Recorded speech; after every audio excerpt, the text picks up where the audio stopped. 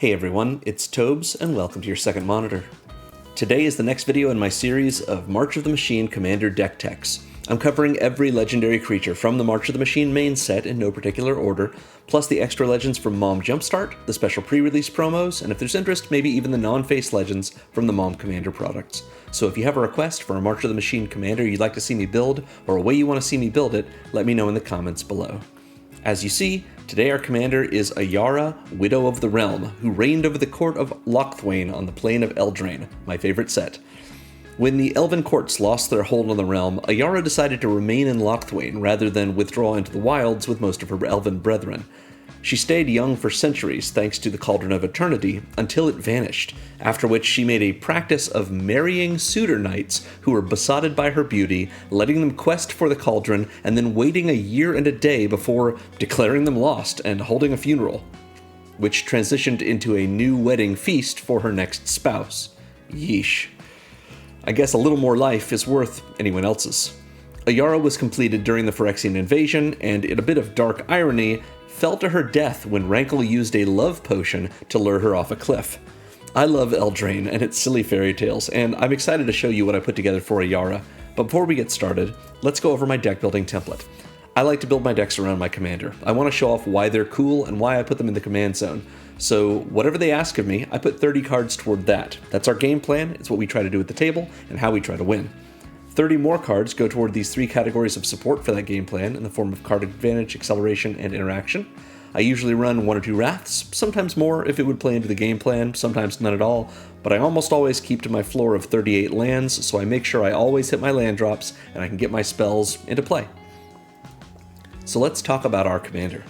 Ayara, Widow of the Realm, is a 3/3 legendary elf noble for 1 and double black, that says tap and sacrifice another artifact or creature, and Ayara deals X damage to target opponent or battle, and you gain X life, where X is the sacrificed permanent's mana value.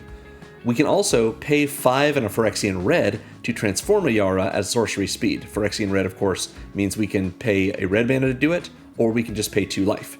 And when we do, she transforms into Ayara Furnace Queen, a 4/4 legendary Phyrexian elf noble, that says at the beginning of combat on your turn, return up to 1 target artifact or creature card from your graveyard to the battlefield. It gains haste, sacrifice it at the beginning of the next end step. So, Ayara is a card with cool effects on both sides, and the front enables the back.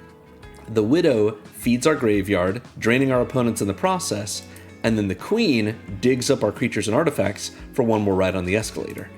Both of these are fun, but there's a problem. Once Ayara has transformed, we can't flip her back and get her sacrifice ability again, not without recasting her.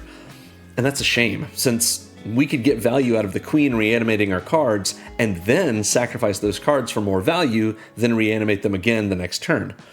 It's like the 2 halves of our commander suggest to us 2 different strategies. Ayara, the Widow, sends her champions on their doomed quests, enhancing our vitality at the cost of our opponents, or Ayara, the Queen, brings back the dead in temporary service to Phyrexia, but not both, and we want both. So the plan for this deck comes in 2 phases. Phase 1 is about filling our graveyard. Once Ayara's on the battlefield, we want to surround her with big creatures and artifacts to impress her, and our opponents, of course. We have 30 of these in the deck, all with mana value 5 or more, because Ayara can also hit battles. So we want her to be able to send her suitors on those quests and zero them for her in 1 big hit.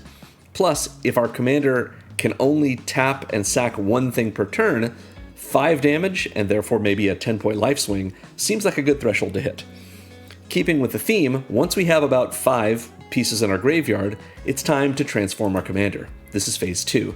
Ayara can flip for 5 generic mana and 2 life, which is easy to pay thanks to all the life the Widow gained us from sacrificing things. And once the Widow becomes the Queen, we can start bringing those things back for 1 more shot of power. Except that now we have other outlets to sacrifice our stuff again, so that the Queen can continue raining value on our board. But if that were all we were doing, it wouldn't be one of my decks. We have almost a dozen payoff cards that reward us for all this sacrificing and crowding the battlefield with artifacts. We have ways to cheat creatures into play without paying full price, so that the Widow can dome our opponents for oversized amounts. We have cards that put themselves directly in our graveyards, cards that bring themselves or other cards back from the yard or even from exile, cards that let us use Ayara multiple times in a turn, and even cards that copy themselves so that we can keep sacking permanents without actually losing anything. All the while, we are burning our opponents, attacking them their life totals, and generally having a great day in gloomy Locthwain. And that brings it back around. Ayara tosses her husbands and their treasures into the fire, spending them on a fruitless quest to keep her youth. She doesn't mind losing them, they came to her of their own accord, so she can waste each life offered to her for the promise of a little more of her own. But then the tables turn, and she has to take up the quest herself, frantically sifting through each formerly guileless, gallant, and gracious gift, regretting her profligate ways in the face of her hope that she'll find the Cauldron again one day. But you'll notice, the Cauldron of Eternity isn't in this deck. Would it have saved her from Phyresis if she had found it at last? We'll never know. All we can do is tell her story, one card at a time, over and over, until our opponents have learned the price of greed, the wages of pride, and the high cost of living. You'll enjoy this deck if you like splashy plays and turns that feel like they always make an impact, or if the idea of a sudden mid-game pivot of your playstyle sounds like a fun way to pull the rug out from under your opponents and leave them questioning everything. So as usual, this Moxfield list we're going to be going through today is linked in the video's description. At the bottom of it, below the deck list, you will see a considering section full of cards that I considered putting in the deck. Ultimately, I chose not to because I wanted to focus the way I chose to focus, but if you want to take it in a different direction, if you want to go for a larger budget or a smaller one, there's a lot of cards in that section if you want to build your own Ayara Widow of the Realm deck. So we're going to start with those cards I mentioned, which are mana value 5 or greater, creatures and or artifacts, because we want that to be a good sort of baseline for us to hit when we're using Ayara's front side to sacrifice things and either hit our opponents for damage or hit our own battles for it and us gain some life. A section I'm calling, if I can type it properly, High Five. So we're going to start with, oh man, I'm not a Warhammer 40k guy, Anraker, the Traveler? Anraker? Who knows? Let me know in the comments if you know who this is. This is a 4/4 legendary artifact creature Necron for 4 and a black with Lord of the Pyrrhian Legions. Yeah, Pyrrhian Legions? There we go. Whenever this guy attacks, we may cast an artifact spell from our hand or graveyard by paying life equal to its mana value rather than paying its mana cost. Ayara gives us so much life from her front side, from the Widow side. So we can use that life to cast things from our graveyard or from our hand essentially for free. We don't have to spend our mana on it, we can just spend our life, and we have such big things, it's fine for us to, spend 5 life, 6 life, 10 life even, to get something really huge and awesome out, because we're just going to get it right back when we sacrifice that thing we've just cast with our life. And then we'll get it back later with Ayara's backside. Next is God Eternal Bontu. 3 and double black for a 5/6 legendary zombie god with menace, and when God Eternal Bontu enters, sacrifice any number of other permanents and then draw that many cards. Bontu is just a good sack outlet for us that can turn any of the things we don't need in play into cards. We can even sacrifice our lands to this if we really want to. Usually we won't in such a high mana deck like this, but it's a possibility if it comes out late game. But also, when God Eternal Bontu dies or is put into exile from the battlefield, we may put it into our library third from the top, which is very nice because if we bring Bontu back from the graveyard, if we've somehow, let's say, discarded Bontu, for example, and we use the backside of Ayara to put Bontu back onto the battlefield, well, she's going to be exiled as part of that Ayara ability at the end step. But she'll be exiled from the battlefield, which means we'll be able to just tuck her into our library third from the top and get her back. Bontu is pretty nice for us, and I mean a 5/6 menace is nothing to sneeze at. Next is Goldlust Triad. 4 and a red for a 4/3 dragon with flying and with Myriad. Myriad means when we attack with this, for each opponent that isn't the opponent we're attacking, we make a token copy that is tapped and attacking each of those players or a planeswalker they control, and at the end of combat we exile the tokens. And the Goldlust Triad says whenever it deals combat damage to a player, we create a treasure token. So hopefully, we are attacking in the air with our dragon, getting 2 extra dragons, 1 at each other opponent, if we've got 3 opponents, and then getting 3 treasures. So a little bit of ramp for us, hopefully, but either way, it's a dragon, and dragons are annoying for people to have to deal with, and it's particularly nice because if we bring this back with Ayara, we get to do it all over again, and it's got haste. Next is Ingot Chewer. This is a 3/3 elemental for 4 and a red, and when it enters, we shatter something, we destroy an artifact. What's nice about Ingot Chewer is we can evoke it for a single red, meaning we pay the red, it will come in, and 2 triggers will go on the stack. The evoke trigger, which will sacrifice it, because if we evoke it, we sacrifice it when it enters, and also the enters trigger that destroys an artifact. With both of those triggers on the stack, what we do is we use Ayara's front side, Widow of the Realm. We tap her, and sacrifice the Ingot Chewer. So it doesn't matter that it would have been sacrificed to its evoke trigger. It matters that we can sacrifice it on our own, and it will still get its enters trigger because they both went on the stack at the same time, and we're responding to them. So Ayara, even though we spent only 1 red to cast the Ingot Chewer, it enters, and we drain an opponent, or rather do an amount of damage to an opponent or a battle equal to the Ingot Chewer's mana value, which of course is 5. So we spent 1 and tapped our commander to gain 5 life, do 5 damage, and destroy an artifact. And now Ingot Chewer's in the battlefield, or rather in the graveyard, for us to bring back later with our commander's backside, Furnace Queen. If we do that, it's just a 3/3 with haste, but it sure does destroy another artifact when it comes in. Next up is Knight Paladin. We have a few Warhammer 40k cards in this deck. For 5 generic mana, we get a 6/6 vehicle with trample and crew 1. It only takes 1 to crew it. Pretty good for a 6/6 trampler. That's a Colossal Dreadmaw. And it has a rapid fire battle cannon, which says when this vehicle enters, it deals 4 damage to each opponent. So for 5 mana, it comes in, does 4 damage to every opponent. We can keep it around and attack with it or block with it if we want, and whenever we think it's going to die, we just sacrifice it to Ayara's front side and do 5 damage to another opponent and gain 5 life. We can then bring it back later on with Ayara's backside, and when we do that, it comes in and it has haste, which means we can crew it right away, maybe even with Ayara, flipped over to the back, who is a 4/4, and then it's come back in, we do 4 damage to each opponent again, and we swing in with a 6/6 trample, and hopefully someone blocks it. That's what's so great about the recursion effect of Ayara Furnace Queen, the backside of our commander. If our creature dies, it just goes back to the graveyard. It's not like we exiled it from the graveyard and made a token copy that has haste and we, exile it at the end step. We got the actual creature back. So if we attack, which we're going to want to do, it's just going to go back to the graveyard and we can do it all over again. So yeah, Knight Paladin's a great option for that. Mirrorworks is next. Mirrorworks is one of the few artifacts in this deck that we're not desperate to have this go to our graveyard, but we sure can sacrifice it to the front of our commander if we need to. For 5 generic mana, we get an artifact that says whenever another non-token artifact you control enters, you may pay 2 generic mana, and if you do, make a token that's a copy of that artifact. This is sweet.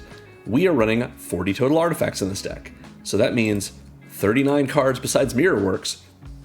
If we are willing to just pay an extra 2 mana when it comes in, we can make a copy of it.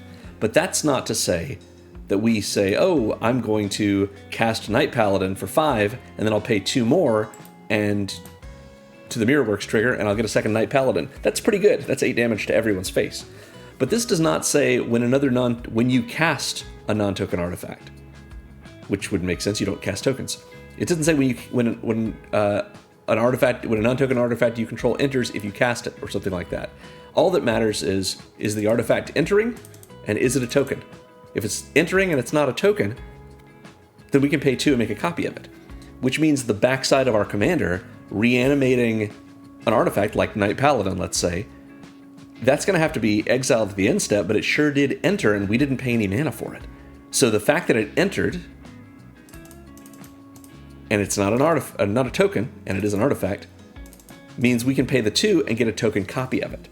That copy does not get exiled at the end step. The fact that it's on the battlefield and there's a delayed trigger that will exile it at the end step has nothing to do with the copy we make of it, which gets to stick around.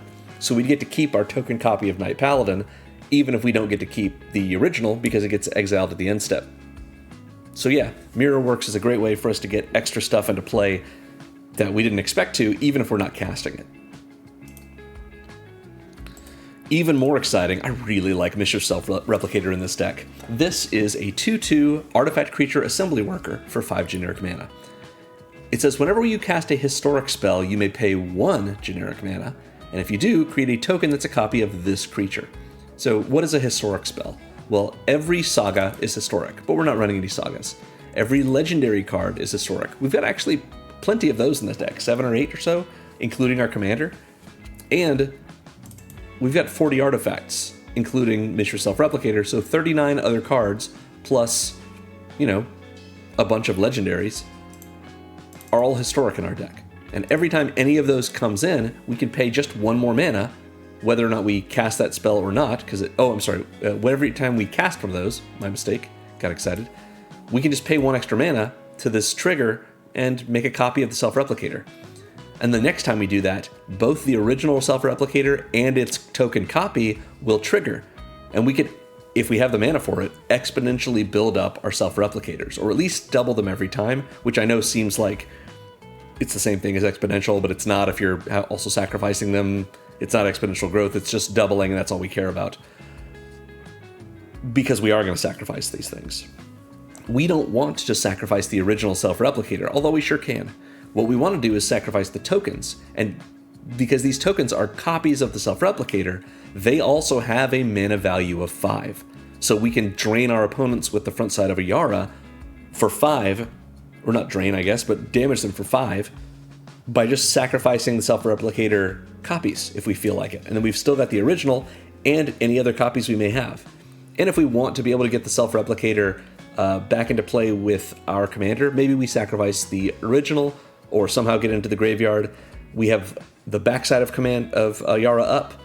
At the start of combat, we bring out the Self-Replicator. It's going to be exiled at the end step, but maybe we don't attack with it. We go into our second main, and we cast a historic spell, and we make a copy of it, and then after we go to the end step, the original's going to go to exile, but that copy's going to stick around, and we can keep self-replicating. If we have then a way for us to get Ayara back into play on her front side, we can sure use that to drain out our opponents, but even if not, having the self-replicator on its copy in play, or any self-replicator in play when our commander's backside is up, we can just flood our board with a bunch of 2/2s, which are pretty good blockers. Yeah. Next up is Necron Deathmark. For 3 and double black, we get a 5/3 artifact creature Necron, and we can flash it in. Pretty nice. And it has a Synaptic Disintegrator. When this creature enters, destroy up to 1 target creature, and target player mills 3 cards. So for 5 mana, we get a instant speed 5/3 that also kills a creature. And we can have someone mill 3. We want to mill ourselves generally in this deck, because we get a lot of value out of cards being in our graveyard. And I mentioned before, the rule of thumb for this deck is we want to have 5 of our high 5 cards in our graveyard, at least 5, in order to flip our commander and start getting value out of that. We don't have to go with the 5, but that's sort of where it seems like it would be good for me.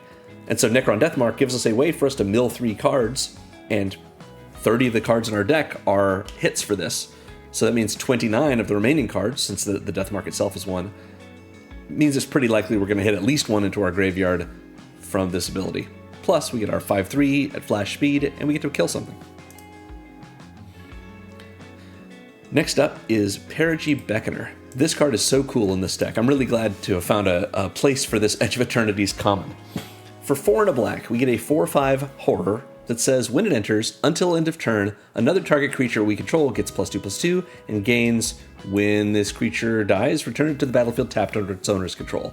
This is a scam effect. This is basically, it's not Fake Your Own Death, because Fake Your Own Death also makes a treasure, but it's similar to that. There are definitely names for spells that have exactly this effect, but yeah. We hit Perigee Beckoner, get it into play. You can't target itself with it, but we can target anything else. So we bring this in, and we sacrifice whatever we've targeted this with this ability, we sacrifice it to the front of our commander, and then it just comes right back in. Maybe it had a good enters effect or a good death effect, and we get both of the, or either one of those. Maybe we attack with this because we don't have to worry about it dying since we weren't worried anyway, and it's got 2 extra power. What is great about the Perigee Beckoner is it's just a 4/5, which is a pretty good body, and it lets us scam something. And if we use it for our commander, that's even better. We can attack with Ayara Furnace Queen at the backside, attack with her as a 6/4, and if someone decides to kill her, we'll just get her right back, even though she's tapped, but that's fine, as the front side, and we can start sacrificing things again. This is one of our ways to scam. And all of that to say, it also has Warp for 1 and a black. The Warp ability means we can cast it for this alternate cost, and if we do, at the end of turn, it will be exiled, and we can later cast it from exile for its regular mana cost, just on a later turn. So we can warp this in for 1 and a black, it'll come in and do this, and then, what if we sacrifice the Perigee Beckoner to Ayara? Well, then we got to spend 2 mana for a pretty good scam effect, which is about the reasonable rate, but also do 5 damage to someone thanks to Ayara. So this is one of our cheat cards, one of the cards that can come in for cheaper, and as long as we sacrifice it before whatever has let it come in cheaper would become relevant, we get something out of that. Sort of similar to Ingot Chewer, we get to evoke it and sack it before the evoke trigger goes off. With Perigee Beckoner, we sacrifice it before the delayed warp trigger goes off. So yeah, pretty nice. Next up is Purphoros Bronze-Blooded. This is a very different strategy for this deck, but it's a cool one. It's also funny that, well, let's talk about Purphoros first. Purphoros is a 7/6 legendary enchantment creature god for 4 and a red. Purphoros is indestructible, and as long as our devotion to red is less than 5, Purphoros isn't a creature. What that means is, if we have a devotion less than 5, Purphoros is simply a legendary enchantment. He's no longer a creature and no longer a god. And that's only true on the battlefield, but that's how it works. Now, what is devotion? Devotion means you look at all the cards you have in play, and you count up the number of red pips among them, and that's your devotion. So if we had these 8 cards in play, we would have a devotion of 1 to Purphoros, because Purphoros is just 1 red pip. We would have a devotion of 4 black, because Necron Deathmark, Shriekmaw, and Perigee Beckoner contribute 4 black pips. So that means Purphoros is going to come in and not be a creature. Our deck does not have that many red permanents in it. It's unlikely Purphoros is ever going to be a creature. But it is possible. We do have a few cards with some serious amounts of red pips, and at that point, Purphoros is going to be a 7/6 indestructible creature we can use, and we can also sacrifice if we want to the front side of our commander. But even if not, for 5 mana, we're casting a creature spell. It's coming in, it's a indestructible enchantment, it's legendary for our things that care about historic spells or permanents, and it gives all of our creatures haste, which is really great if we're getting Ayara in. Maybe she's just come back in after we've cast her a second time from the command zone, and we want to be able to sacrifice something right away. We may not be able to sacrifice Purphoros if Purphoros is not a creature, but we can sacrifice something else right away. In addition, Purphoros says for 2 and a red, and remember that these effects, as well as indestructible, are all true even if Purphoros isn't a creature. They're just true from Purphoros being an enchantment. For 2 and a red, we can put a red creature card or an artifact creature card from our hand onto the battlefield, and we sacrifice it at the beginning of the next end step. So this is kind of similar to what our commander's backside is doing. But it's not artifacts and creatures, it's red creatures and artifact creatures. So it's a smaller subset, but we have quite a few of those. And then we sacrifice it at the beginning of the next end step rather than exiling it, which means it would go to the graveyard, which is kind of where we want these things to be anyway.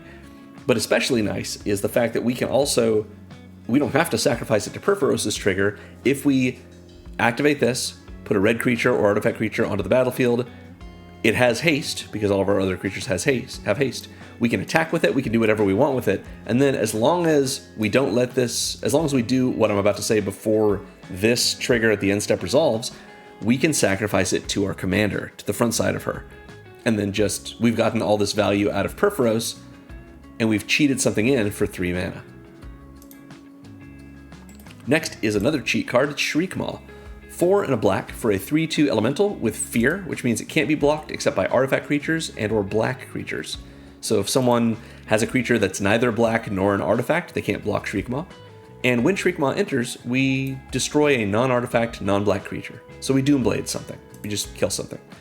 The reason this is in here is just because, or for the same reason as Ingot Chewer, Shriekmaw has Evoke for 1 and a black.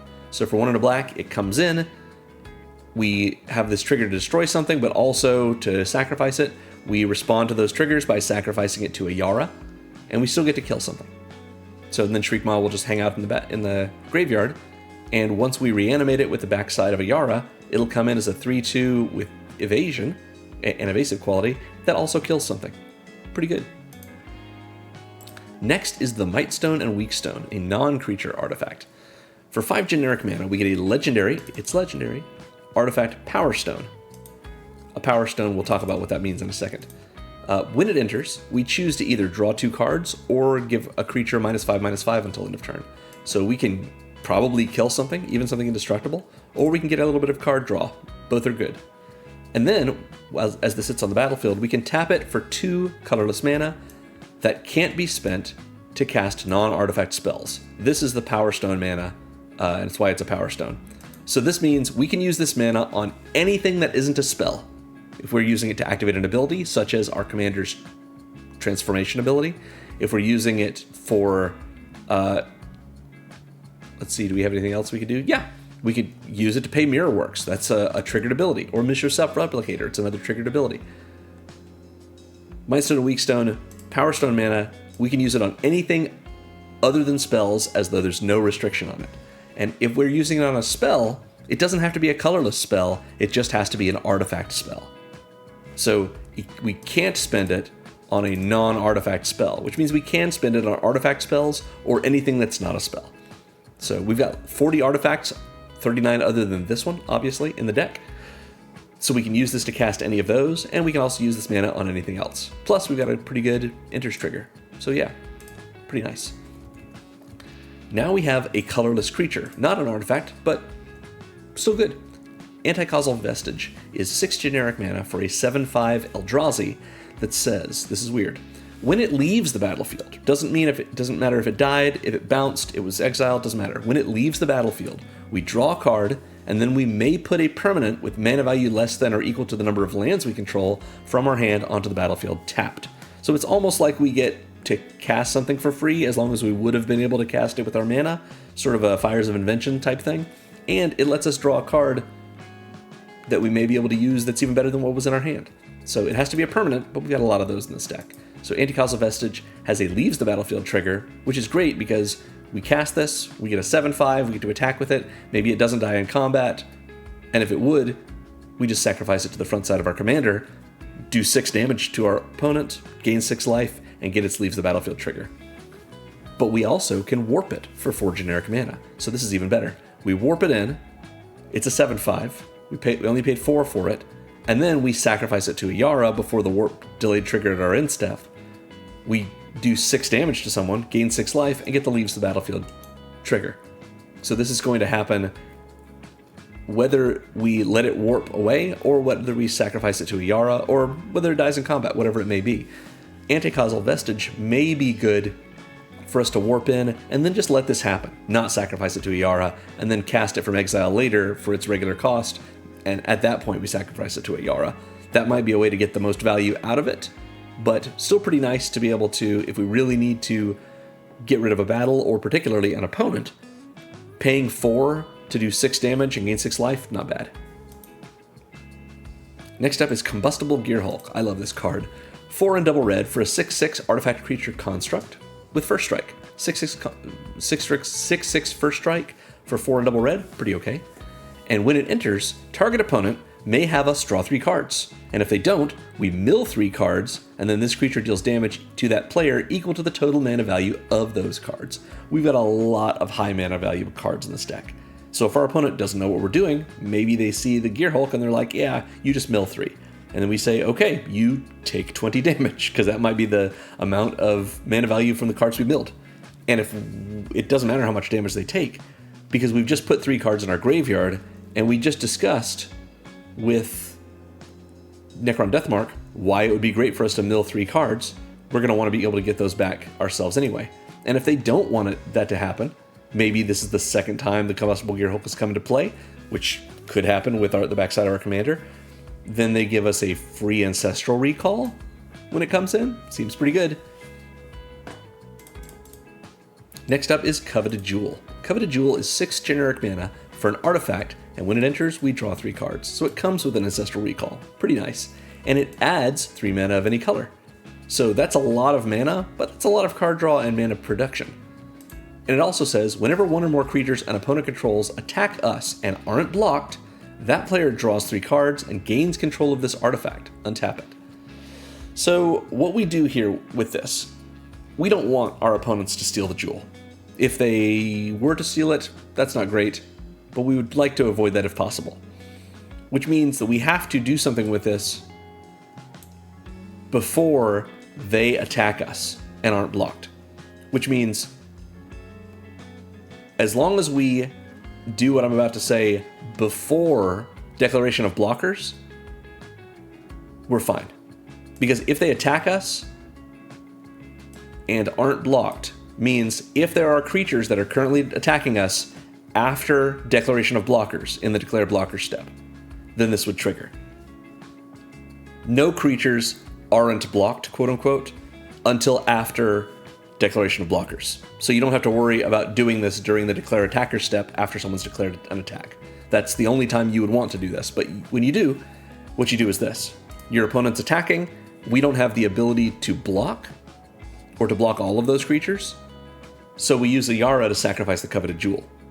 We do 6 damage to someone, probably the person attacking us, and the jewel goes to our graveyard, which is not ideal, but we have other ways to get it back, or we could just flip Ayara to the backside, go to combat, reanimate the Coveted Jewel, it comes in, we draw 3 cards, we move to our second main, we use the 3 mana, and then it goes away, if we weren't able to sacrifice it some other way.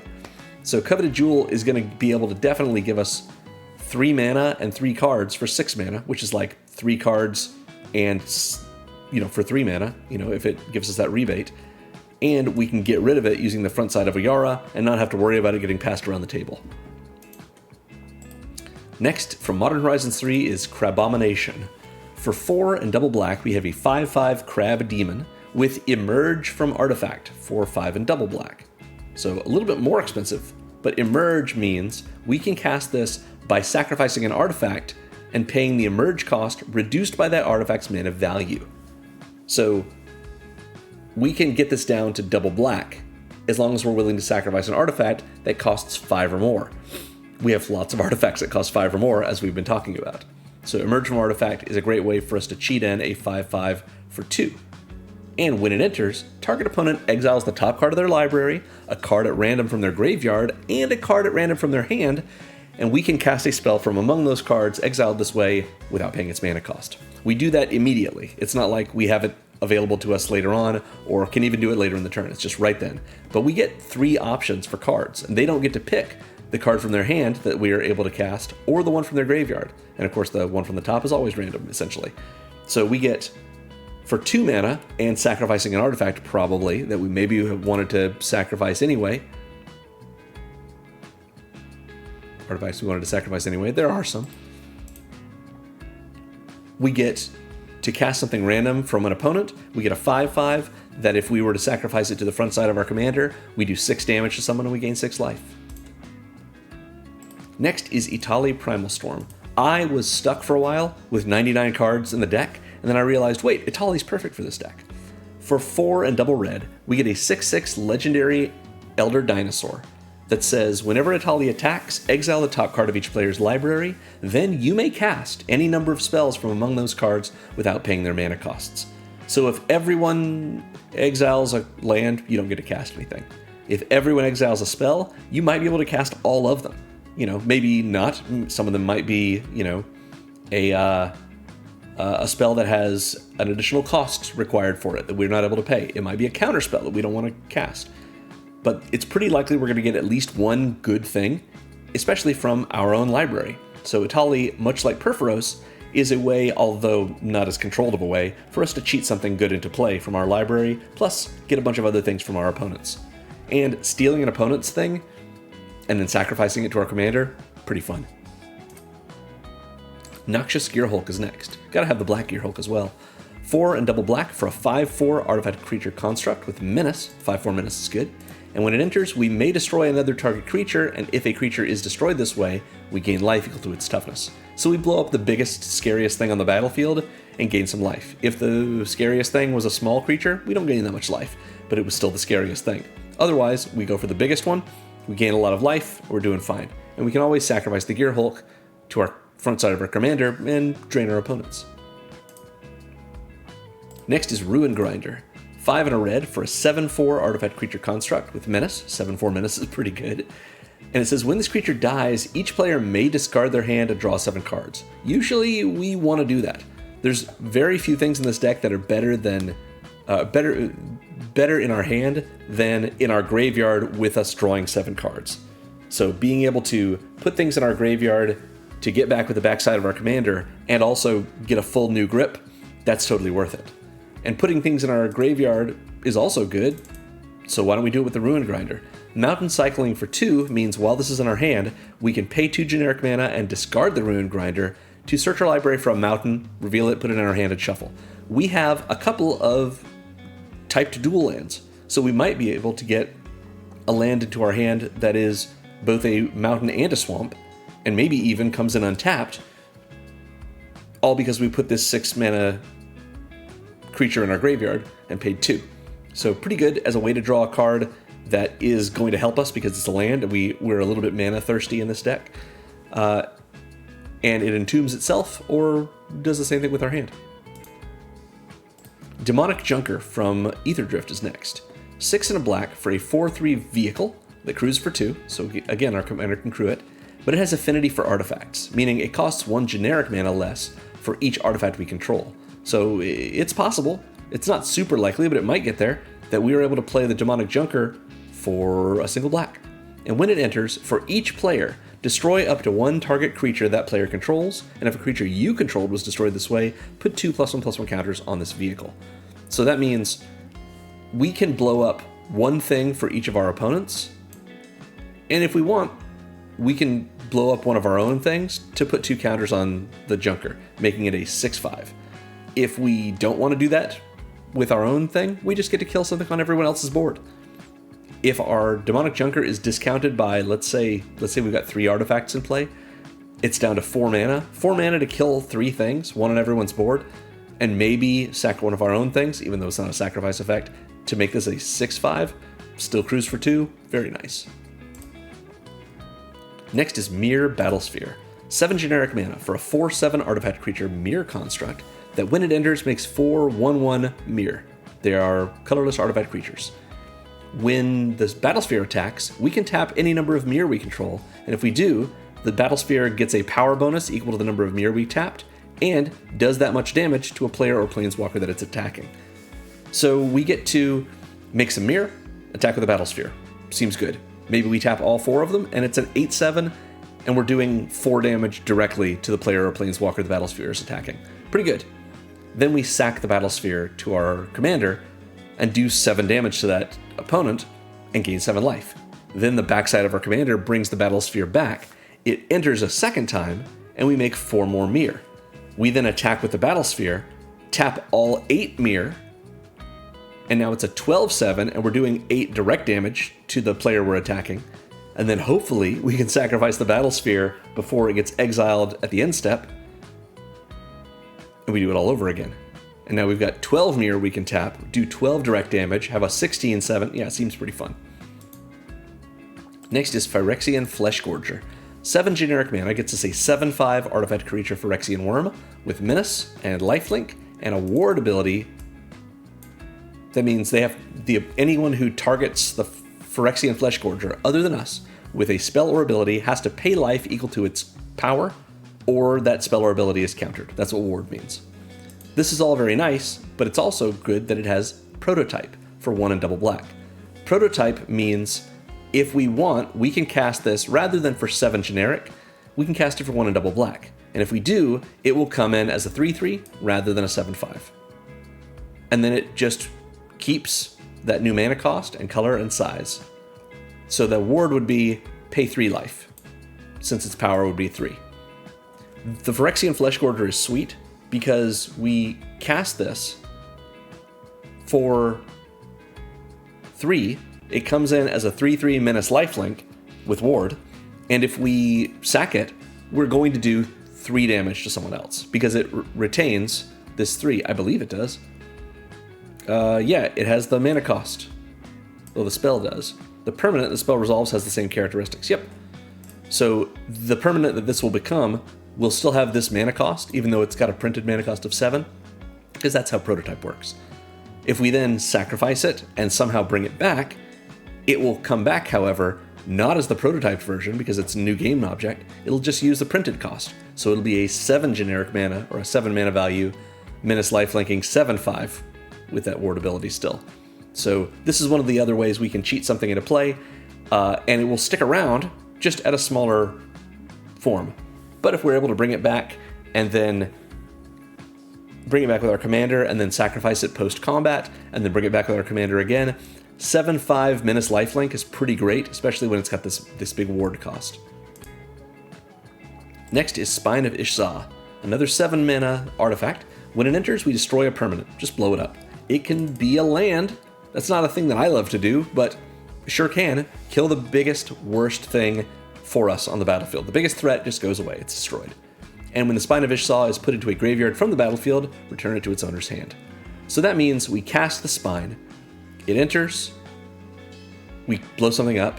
We sacrifice it to the front side of our commander, do 7 damage to someone, gain 7 life, put the Spine from the graveyard back into our hand, do it again the next turn. Just keep doing that. And if we get the Spine in the graveyard from somewhere other than the battlefield, maybe we discarded it, let's say, to like Ruin Grinder, well then we can just reanimate it with the backside of our commander.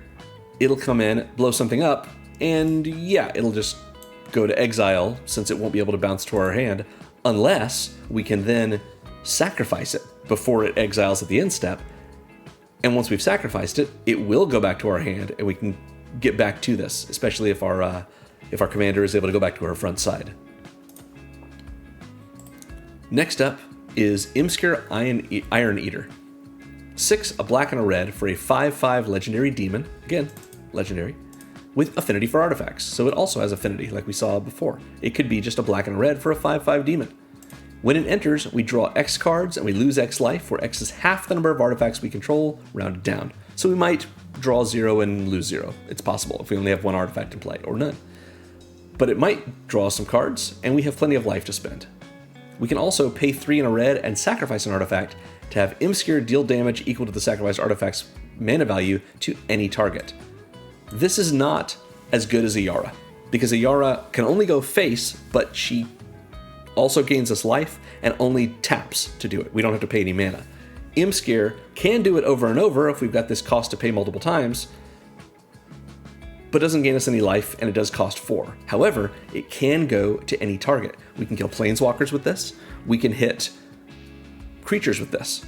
And that's a pretty great thing. Like sometimes if we've got, let's say, the Spine of Ishza in play, paying 4 mana and sacrificing it to do 7 damage to a creature, that's probably a good way to kill a creature, just for 4 mana, and it puts the Spine back in our hand. So there's definitely ways we can use Imskir in here, beyond just being a 5/5 demon. That, of course, we can, even though we, because of affinity for artifacts, probably didn't pay 8 mana for it, we can sure sacrifice it with the front side of our commander to do 8 damage to an opponent. Next is Bygone Colossus. 9 generic mana for a 9/9 artifact creature robot giant with no abilities except for warp for 3. So we can attack with a 9/9. It only costs us 9. Just kidding. It costs us warp 3. We warp this in for 3 mana. Then it's not going to do anything. It doesn't have an enters trigger. We just wait till the end step for it to go back to warp. But before that, we use the front side of our commander to sacrifice it, gain 9 life, and do 9 damage to an opponent or a battle, which is definitely going to defeat any battles we hit with it. But also, 9 damage is nearly 25% of their life total, and an 18-point life swing for us, and we only spent 3 mana on that. And then this is in our graveyard, and we can bring it back with the backside of our commander whenever we're ready to attack with a hasty 9/9. Chis Goria Forge Tyrant is next. A 5/4 legendary dragon for 6 and triple red but it has affinity for artifacts, so it might just be triple red for a 5/4 with flying and haste. Pretty great. And when Chiskoria attacks, remember haste, exile the top 5 cards of your library. You may cast an artifact spell from among them this turn, and if you do, it has affinity for artifacts. So we're going to be able to cast something, maybe Spinavish Saw, maybe Phyrexian Triniform, maybe the Bygone Colossus, extremely cheaply. I do want to make mention that it says you may cast an artifact spell.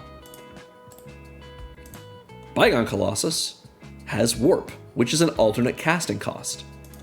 Chiskoria says you may cast an artifact spell from among the ones you exiled with affinity for artifacts, which means if we attack with Chiskoria, we exile the Bygone Colossus, let's say, and we have 3 artifacts in play, we can cast Bygone Colossus this turn as though it has affinity for artifacts, and if we have 3 artifacts, that reduces the warp cost to 0, so that we can warp this in for free and immediately sack it to the front side of our commander, have that 18-point life swing I just mentioned, and Chiskoria is also, hanging out, ready to do this all over again the next turn. Next is Phyrexian Triniform. 9 generic mana for a 9/9 artifact creature Phyrexian Golem that when it dies, create 3/3 colorless Phyrexian Golem artifact creature tokens. So it leaves behind 3 babies. It falls into 3 parts. But it also has Encore for 12 generic mana. This is a crazy ability, and it's not a casting cost, so we can't do this with Chiskoria, not that it would make sense to anyway. If it's in our graveyard, we can pay 12 generic mana and exile it to make a token copy for each opponent that's going to attack those opponents if it's able to. Those tokens gain haste, we sacrifice them at the end step, we can only do this as a sorcery. But what's nice about this is if we've got 12 mana, which, Coveted Jewel, maybe we can get there, we put 3 9/9s into play, all of which are going to die that turn because they've got a sacrifice trigger, or they're going to get blocked, or we're going to sack them with our commander's front side, and all of them are therefore going to leave behind 3 3/3s. So we'll have 9 3/3s in play after this is all done. Is this likely to happen? Probably not. But it's pretty nice to be able to have a 9/9 in play, sack it, do 9 damage to someone, gain 9 life, and leave behind 3 3/3s, and then be able to bring this back with the backside of our commander to do it all over again. And if we were able to encore it while it's in the graveyard, that's even better. Just a bonus. Triplicate Titan works kind of similarly. For 9 mana, it's a 9/9 artifact creature golem, but it has Flying, Vigilance, and Trample, and when it dies, it leaves behind 3 3/3s, one with Flying, one with Vigilance, and one with Trample. So we're doing a similar thing with this that we did with the Phyrexian Triniform, except that we don't really care about the Encore thing, since the Encore is really just sort of a bonus. The Triplicate Titan leaves behind creatures with abilities and has abilities itself. So if we can attack with this, a Flying, Vigilant, Trampling 9/9 is great. We don't want to sacrifice this to the front side of our commander, but if we have to, we can certainly do 9 damage to someone. I mean, if they don't have a blocker and they have less than 19 life, we attack with the Triplicate Titan, do 9 damage to them, sack it to Ayara, do 9 damage to them, they're dead. And we get our 3/3s that are behind, and we can always flip our commander and bring it back to do it again. Next is Ancient Stone Idol. This card is so cool. For 10 generic mana, we get a 12/12 artifact creature golem with flash. It's so fast. And it costs 1 less for each attacking creature. So the idea behind this is we wait until an opponent's attacking us with 5 or 6 creatures, and it's reduced by 5 or 6. We cast it, and they have a 12/12 blocker that they didn't expect to deal with. If they attack us with 10 creatures, well, it can only block 1 of them, but it does come in for free. And when we're able to attack with it ourselves, it has Trample. And when it dies, it leaves behind a 6/12 colorless contract artifact creature token with Trample. So it's the same thing as itself, but with half as much power.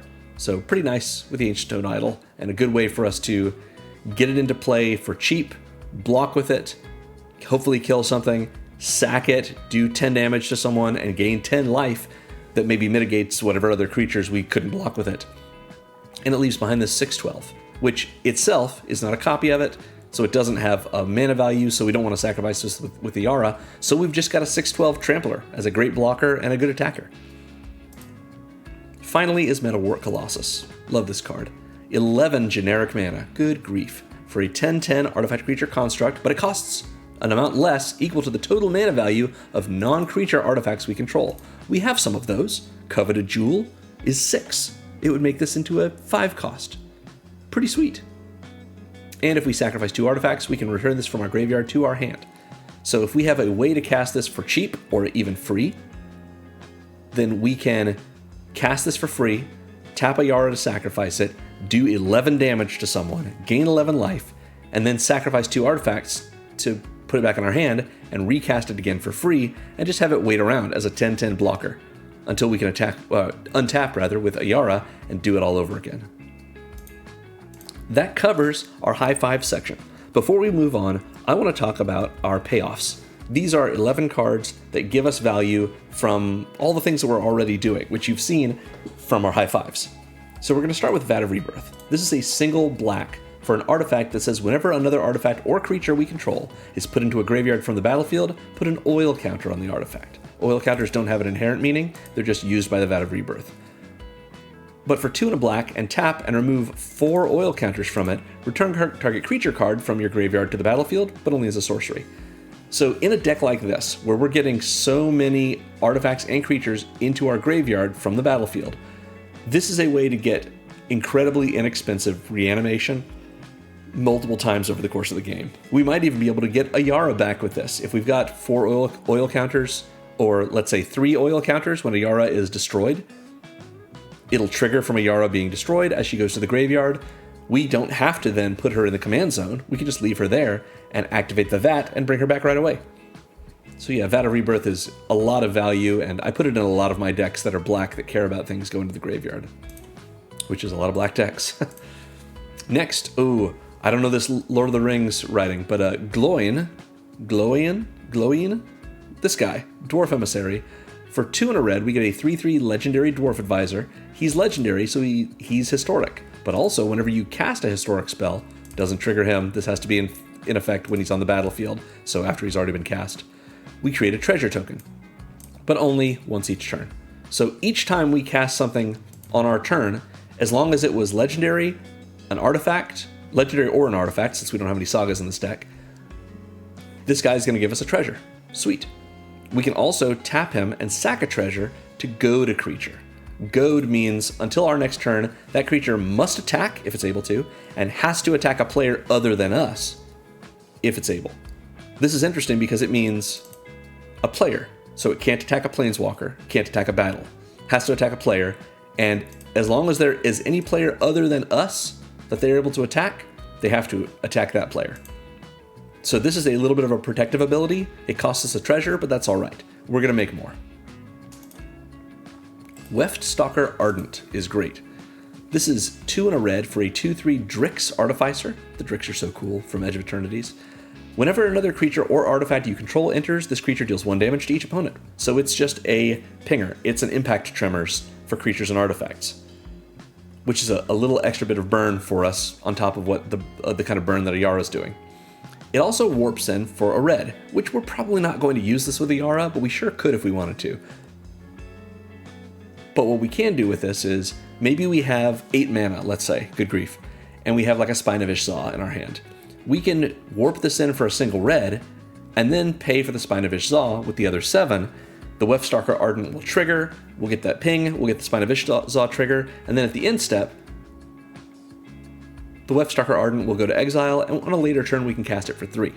We can just sneak in a little bit of extra ping, which may be more than just, more than just 1 in the example I gave. We might be able to get 2 or 3 other creatures into play, or artifacts, and get more ping out of it. Just nice. And if we really want to, I guess we could warp this in for 1, and then sack it with Ayara and hit someone for 3 and gain 3 life. Then this is in the graveyard, and we can cast it from the grave, or reanimate it, I should say, from the graveyard with the backside of Ayara later on. Next, from the recent Avatar: The Last Airbender set, Phoenix Fleet Airship. This is a really cool card.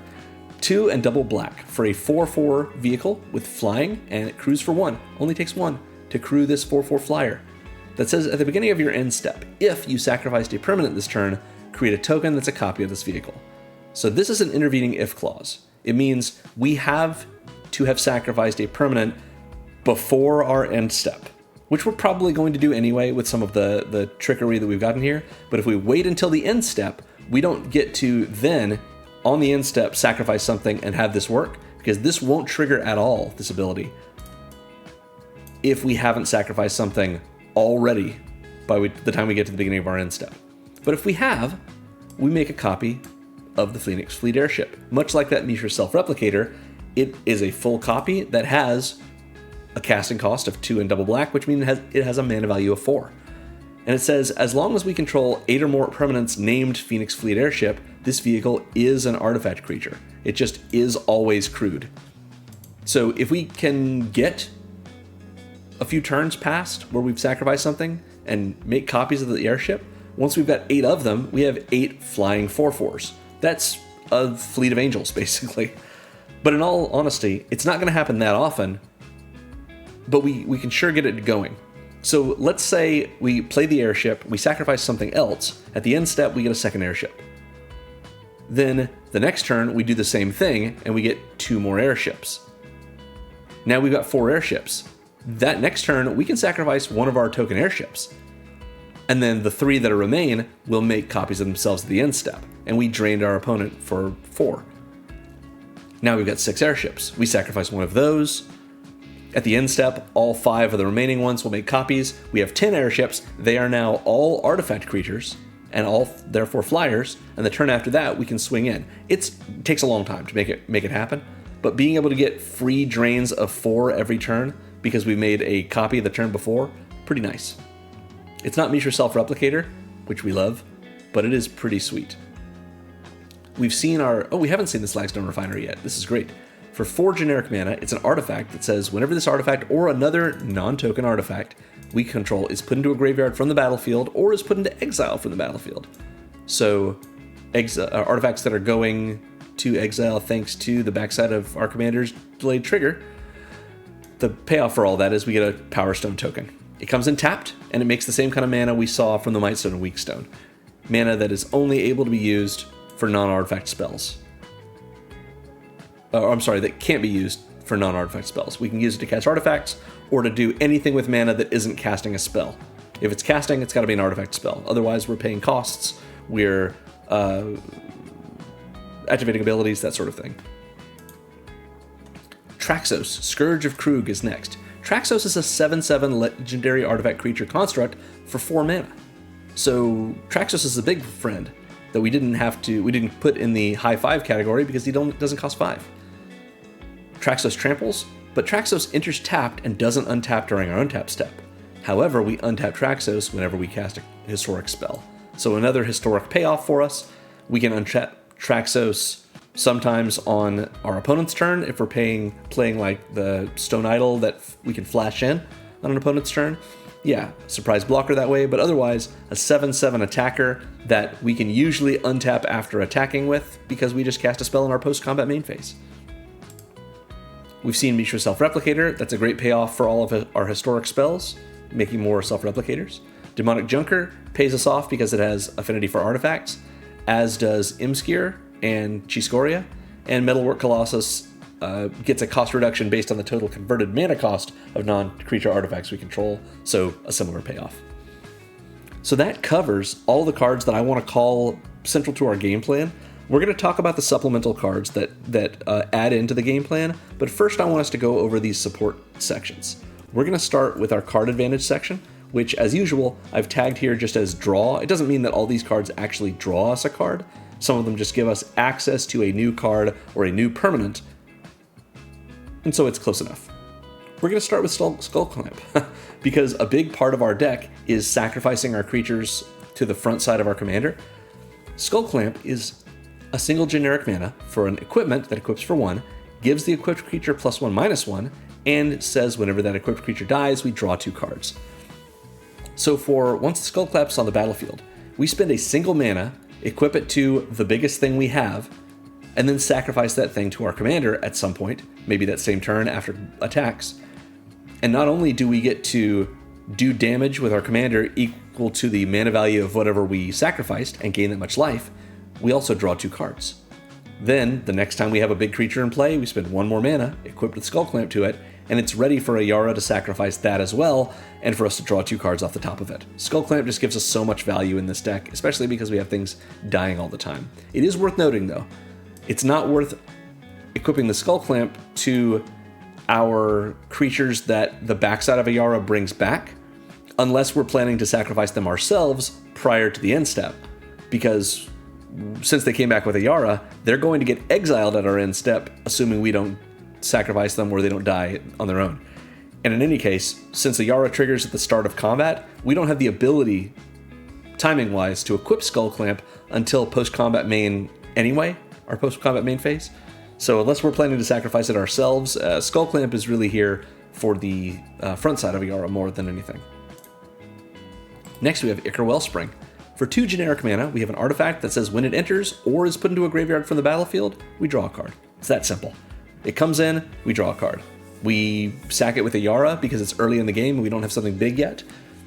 We drain, we ping an opponent for 2, we gain 2, we draw another card. Then if we flip Ayara over later and we're running out of stuff in our graveyard to bring back, we can always bring back the Ichor Wellspring. It'll come back and draw us a card, and then if we don't sacrifice it, it will go to exile, but we've drawn 3 cards off of it by that point. Pretty okay. Next is Mind Stone. This is 2 generic mana for an artifact that taps for a colorless mana, but we can also pay 1, tap it, and sack it to draw a card. So it's not likely that we're going to draw cards off of our Mind Stone, but if we're desperate to later in the game and we don't need the mana from it, it's worth having that option. Otherwise, this is a Mana Rock, an artifact that taps for mana for us. Next is Mycosynth Wellspring. 2 generic mana for an artifact that is exactly the same as Ichor Wellspring, except when it enters or is put into a graveyard from the battlefield, rather than drawing us a card, it Lay of the Lands us. It lets us search for a basic, put it in our hand, and shuffle. We have to reveal it, of course. So this is drawing us a card, but it's always going to be a basic card. It's just not drawing off the top of our library. It's not the draw a card action, but you get it. So either way, Mycosynth Wellspring and Ichor Wellspring are going to put a card in our hand when they enter or die, essentially. And the Mycosynth Wellspring makes sure we hit our land drops. Protection Racket is next. I love this card from the Streets of New Capenna Commander product. 2 and a black for an enchantment that says, at the beginning of your upkeep, repeat the following process for each opponent in turn order. So we look at the opponent to our left and we reveal the top card of our library. They can either pay life equal to that card's mana value, and if they do, we exile it, or we get to put it in our hand. So sometimes this is going to do nothing for us because we're going to reveal a land for each of our opponents. And that means we just lost 3 lands, they're all in exile. But other times, our opponents are going to either have to decide, do they want to lose life or do they want to give us a card? Much the same way they have to with our Gearhulk, our combustible Gearhulk? That's right? Yeah, our combustible Gearhulk. So yeah, Protection Racket's a lot of fun, and sometimes just draws us 3 cards every turn before our draw step. Next is Kethek, Crucible Goliath. 2 a black and a red for a 4/4 legendary Phyrexian Beast. Pretty scary. Looks like a nice friend, though. At the beginning of our end step, we may sacrifice another creature. If we do, we reveal cards from the top of our library until we reveal a non-legendary creature card with a lesser mana value, then put it in the battlefield, put the rest on the bottom of our library in random order. So Kethek triggers at our end step. So this is really for the back side of our commander. We could definitely do it with the front side, though. This is an extra sacrifice outlet that lets us find creatures and put them into play. They're just going to be smaller than the one we just sacrificed. But this is great for the backside of our commander because it triggers at the start of our end step because that's the same time as the delayed trigger for Ayara that's supposed to exile whatever it is we've brought back. Since those triggers go on the stack at the same time and we control them both, we can put them in whatever order we want. So we put the Kethek trigger on top and let it resolve first. We sacrifice whatever it is that Ayara brought back, and not only does it go to the graveyard rather than exile, but we get to find a non-legendary creature with lesser mana value and put it right on the battlefield. So Kethek is in here as a essentially perfect, way of dealing with the fact that we have to exile things to the backside of our commander's ability. Yeah, Kethek's great for this. Next is Solemn Simulacrum. I love the Sad Robot. For 4 generic mana, it's a 2/2 artifact creature golem. When it enters, we Rampant Growth. We search our library for a basic, put it on the battlefield tapped, and shuffle. And when it dies, we draw a card. So, good for our deck, because we're in Rakdos colors, we don't have a whole lot of ways to accelerate ourselves, which you'll see how much ramp we're running in the next section. And so paying 4 to get a land into play is a pretty good way for us to get ahead. And if we want to sack this to the front side of Ayara, we hit our opponent for 4, gain 4 life, and it dies and we draw a card. And then, if we want to bring this back with the backside of Ayara, it's not bad to do so. It's just a 2/2, but it will come in and Rampant Growth us again. We attack with it, and opponent by that point is probably going to be fine with just blocking it and killing it, which means we'll draw a card and we can do it again next turn. And if they don't, we will lose it. We won't draw a card when it's exiled, but at that point, we've been able to Rampant Growth and draw a card and Rampant Growth again, all for 4. We've seen Bontu. Bontu draws us cards because when she enters, we can sack any number of permanents, draw that many cards. The Mightstone and Weakstone comes in and lets us draw 2 cards if we wish. Anti-Causal Vestige draws us a card and then lets us put something into play every time it leaves the battlefield. Combustible Gearhulk may let us draw 3 cards if our opponent that we've targeted doesn't want us to mill 3 and then have them take damage equal to the mana value of the cards we milled. Coveted Jewel comes in, draws us 3 cards. Crabomination enters, and we exile 3 of an opponent's cards, 1 from their hand at random, 1 from their graveyard at random, and 1 from the top of their library, and we can cast one of those for free, so that's good card advantage. Itali similarly exiles the top card of everyone's library when Itali attacks, and we get to cast those things for free if they are spells. Next we have a battle. This is Invasion of Fiora. Now, if you haven't seen battles before, the way this works is, it's a siege. As it comes in, we choose someone to protect it. And they protect it sort of the way they would protect their own planeswalkers. We can attack this battle if we want, and they can block when we do. Anyone can attack it other than them, and they can block whenever anyone attacks it. When we do damage to it, or anyone does damage to it, that damage is taken off of these defense counters, which it comes in with 4 of them. Same like with when you have a planeswalker and it loses loyalty counters whenever it's dealt damage. When this is defeated, meaning it's lost all 4 counters, it will exile, and we can cast it transformed if we wish, for without paying any mana cost. We just get to do that. So as it enters, we choose an opponent to protect it. We can attack it, as can everyone else besides that opponent. Once it's defeated, we exile it and we can cast it transformed. It comes with 4 defense counters. Makes sense? I hope so.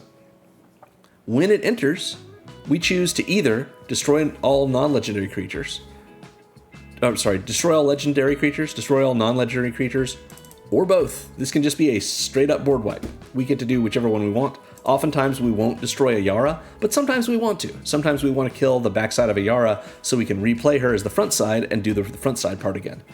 So Invasion of Fiora is very nice for that, and once we defeat it, we get Marchesa, Resolute Monarch. This is a 3/6 legendary human noble with Menace and Death Touch. Whenever she attacks, remove all counters from up to 1 target permanent. If we have a counters opponent, they're going to have a bad day. But if we have another battle in play, we can attack an opponent, and it doesn't have to be a target permanent that the defending player controls. We can just defeat a battle with Marchesa simply by attacking with her. So that's pretty sweet.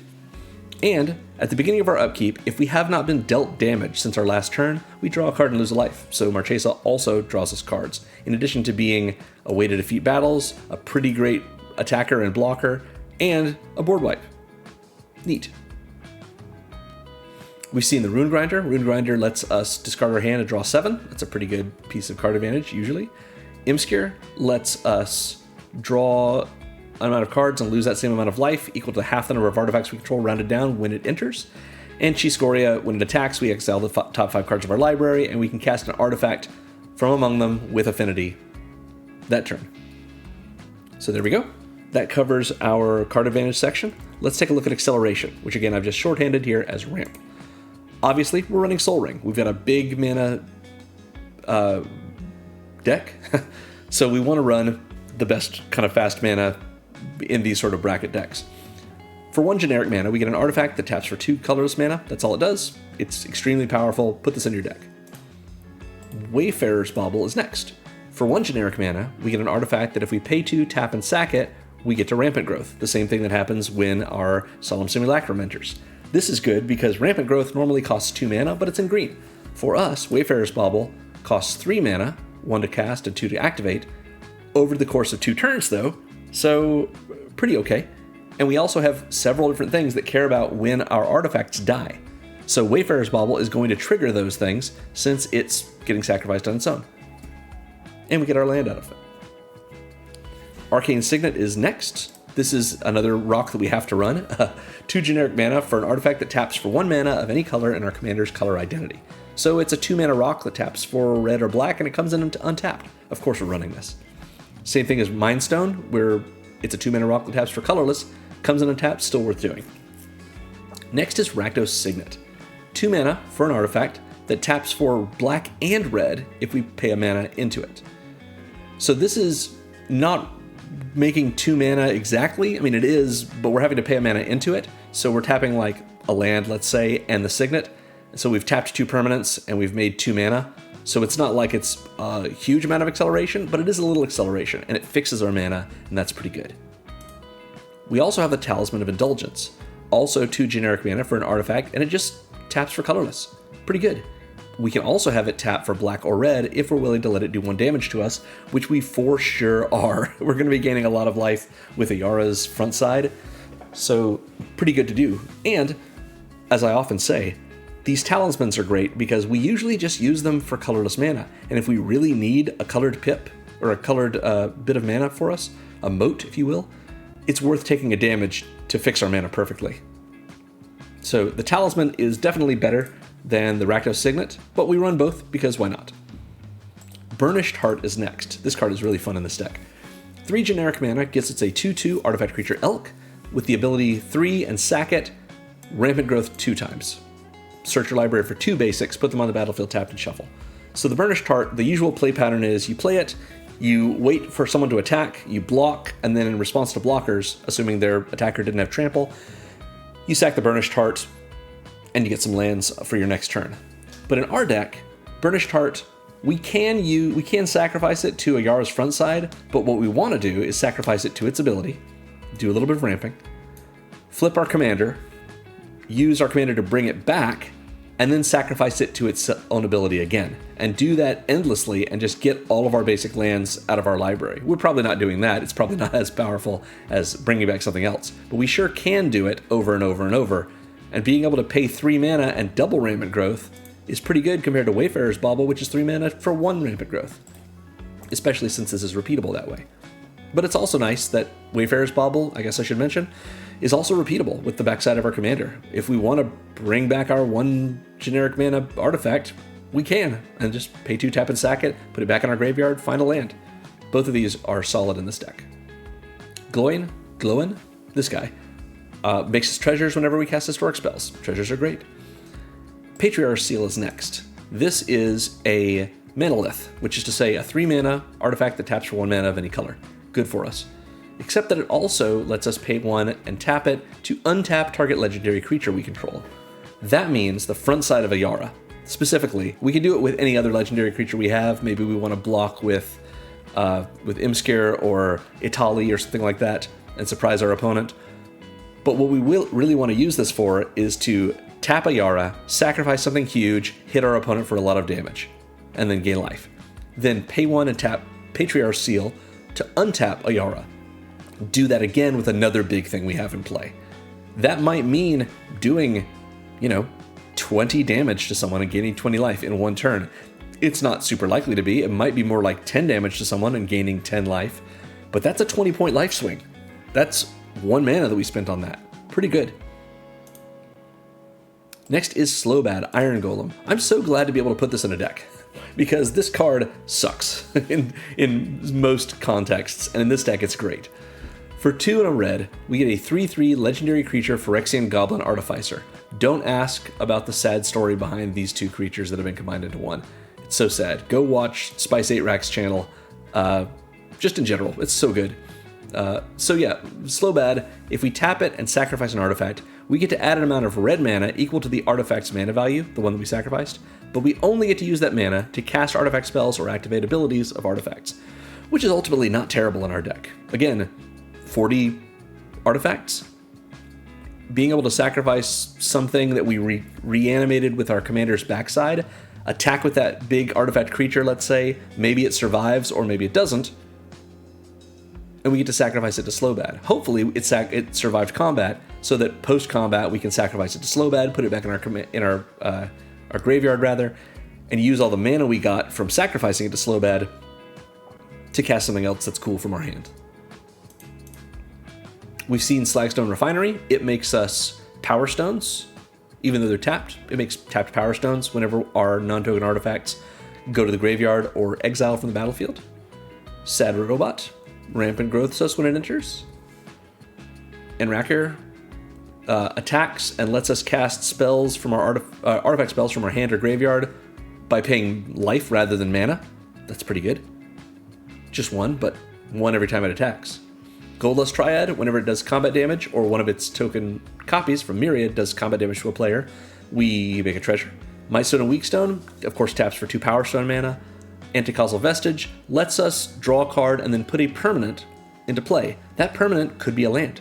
So this might be a sort of a growth spiral effect, if you want to think of it that way. Probably better to put a bigger permanent into play, but if we really need land, Anticausal Vestige is not a bad way to do it. And of course, Coveted Jewel comes in, draws us 3 cards, and taps for 3 mana of any color. Good. That is our ramp section. Let's take a look at our interaction, which again I've just sort of tagged as removal. We are running a red deck, so we are running Lightning Bolt. You got to. It's so good. It's a classic. It's 1 red for an instant, does 3 damage to any target. It's burn, it's removal, it's whatever you need. This might close out the game for us. You never know. And you don't have to run the beautiful Strixhaven Mystical Archive art, but it's great. Feed the Swarm is my favorite answer in black decks to enchantments. It's not the only one anymore, but I do like it. For 1 and a black, we get a sorcery that says destroy target creature or enchantment an opponent controls. You lose life equal to that permanent's mana value. So 2 mana to kill any creature or enchantment, it's pretty great, and we've got plenty of life to throw around. Even if we didn't, this would be worth running. Invasion of Innistrad is our other battle. This is a 5 defense battle for 2 and double black. It has flash, so we can flash it in, surprisingly. And when it enters, target creature and opponent controls gets -13/-13 until end of turn. So it probably kills anything. And if we defeat it, once we defeat it, it flips over into Deluge of the Dead, an enchantment that when it enters, we make 2/2 black zombie creature tokens. So get some zombies. And we can pay 2 and a black and exile, or pay 2 and a black in order to exile a card from a graveyard. And if that card was a creature card, we make another one of those 2/2 zombie tokens. So this is a great bit of graveyard hate for us in our graveyard deck. It's a little rude, but as a nice way for us to get a free, or not a free, but get a flash removal spell, and then we take the front side of Ayara, sacrifice one of our creatures with mana value 5 or greater, creatures or artifacts, use that to hit Invasion of Innistrad. We can do this at instant speed because we can activate Ayara at instant speed. It flips. We can cast this right away. It doesn't have to be at a sorcery speed. It's just as part of it being defeated, we can just do that. It enters, and suddenly we have 2 zombies. So this is all doable at instant speed with our commander, so that we can suddenly have 2 blockers that we might want to use, or 2 attackers if we do this all do it during the end step of our opponent to the right. You know, kill something, sacrifice something with Ayara, hit someone with Ayara's ability for a bunch of damage, gain some life, or rather, hit the Invasion of Innistrad with that. Then flip it, make some zombies. Any other mana we've got hanging out, we can use to eat creatures from the graveyard and make more zombies. And then we untap, and we've got a bunch of zombies in addition to all the other stuff we were gonna do. We've seen Ingot Chewer. It enters and destroys an artifact, whether we've evoked it, whether we've reanimated it, or just cast it. Necron Deathmark enters and destroys a creature, plus lets a player, probably us, mill 3 cards. Shriekmaw enters and Doomblades something, destroys a non-black, non-artifact creature. The Mightstone and Weakstone comes in, gives target creature -5/-5. Noxious Gearholt comes in, and we can destroy a creature with it and gain life equal to that creature's toughness. Demonic Junker comes in, and we get to blow up a creature for each player. including ourselves. Spine of Vicious Awe comes in, and we can destroy any permanent on the battlefield. Imscure comes in and has an interest trigger, but what we actually care about is his Fling ability. We can pay 3 in a red, sack an artifact, and do that artifact's mana value in damage to any target. But we also have Virtue of Persistence, which I have to put in here because this is Ayara, and Virtue of Persistence it's about Eldraine. So this is an adventure card. What that means is it's 2 cards in 1. The main one is Virtue of Persistence for 5 and double black. It's an enchantment that says at the beginning of your upkeep, put target creature card from a graveyard onto the battlefield under your control. So we can reanimate our creatures with this, but it says a graveyard. We can reanimate our opponent's creatures with this. Just at the start of our upkeep, we just get a free creature back from a graveyard into play under our control. So Virtue of Persistence is very nice. But it also has this little adventure here. It's a sorcery called Lockthwain Scorn for 1 and a black. Target creature gets -3/-3 until end of turn, and we gain 2 life. So the way this works is we can either cast it as Virtue of Persistence for 5 and double black, and we just get that, and we ignore the sorcery forever. Or, while it's in our hand, we can cast Lockthwain Scorn, the sorcery, for 1 and a black, give something -3/-3, gain 2 life, and then Virtue of Persistence, the entire card, goes into exile, and we are allowed to cast the enchantment side, the 5 and a black side.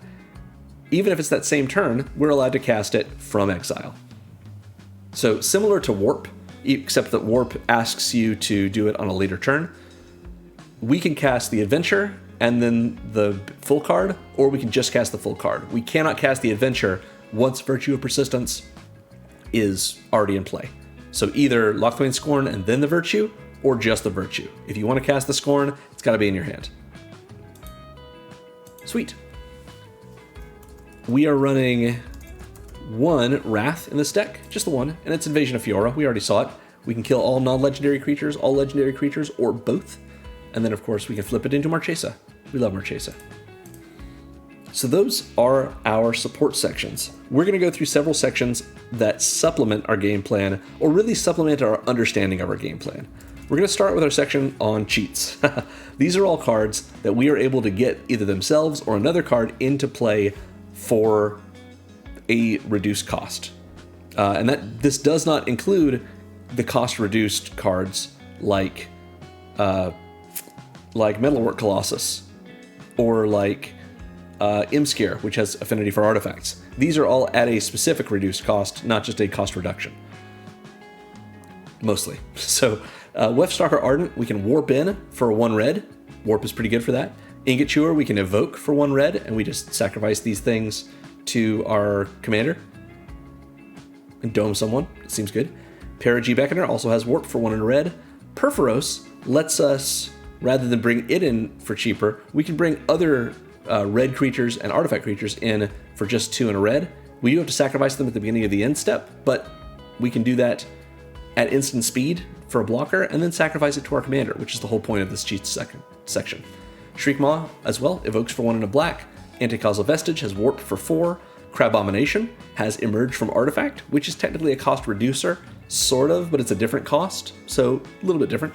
Itali lets us cheat in things from our library, but also from our opponent's libraries, because we get to cast them for free as part of his attack trigger from the top of everyone's library. Phyrexian Fleshgorger has Prototype, which is sort of a cheat. We get to cheat in a 7-mana card for 3, even though while it's in, it's still sort of a 3-mana card. But we can then bring it back from the graveyard at its full price, or full power. And Bygone Colossus, of course, we can warp it in for 3. That's how we cheat things in. We have a synergy section. And this is 2 cards we haven't seen. We've already seen Patriarch's Seal. It is synergistic in this deck because it lets us use our commander a second time by untapping her. The front side, that is. Sting the Glinting Dagger is from Lord of the Rings. It's 2 generic mana for a legendary artifact, equipment, legendary again, and equips for 2. It gives the equipped creature +1/+1 and has haste. So haste, pretty good for Ayara just coming in. We throw the dagger on her, pretty good. It says that she has first strike as long as she's blocking or blocked by a goblin or orc, which is not relevant, probably, but you never know. The reason it's in our deck is because at the beginning of each combat, untap equipped creature. So every turn, even though it's on combat, we're going to get Ayara untapped. That means with 3 opponents, on each turn cycle, we can use the front side of Ayara 5 times. Once during our pre-combat main phase, then we go to combat, we untap her, we use her again, and then we'll do that on each combat of our opponent's phase, so that's 3 more times after that. So if we've got a lot of artifacts in play, artifacts or creatures that are big, we can use it to just burn people out. Finally, we're running Sundial of the Infinite, and I am using the Avatar Eternal printing of this because it's $2.50 versus the $8 list one and the $9 Magic 2012 one. It's just for being inexpensive. I like Avatar. I wish this looked a little bit more like a Magic card, but yeah.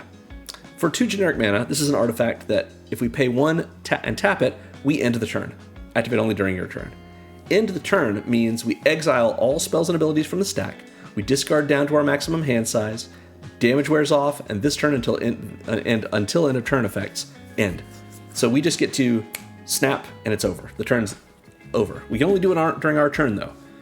The benefit of this is we have the backside of Ayara up. We go to our end step. We've already brought back a creature or an artifact. It's had haste. Maybe we've attacked with it. Maybe it's sticking around, and we don't have a way to sacrifice it. So at the end step, we're going to have to exile it. So at the end step, with that exile ability on the stack, we could do this earlier than that, but it's fine to wait till the end step with this. We activate Sundial of the Infinite, and we end the turn, which means its exile effect itself gets exiled. So our turn is suddenly over, we're done, and we didn't lose whatever Ayara brought back. She just brought it back, and we ended the turn before the resolution of her delayed trigger that would have sent whatever she brought back to exile. Sundial of the Infinite is another great cheat for us. It just doesn't cheat it into play, it cheats it to keep it into play, sort of, yeah. Very fun. So that's our synergy section. Let's talk about the way that we're burning things. We've got several different ways to supplement our commander's burn, and we've seen all of them but one. Lightning Bolt, of course, 3 damage to any target. Great burn.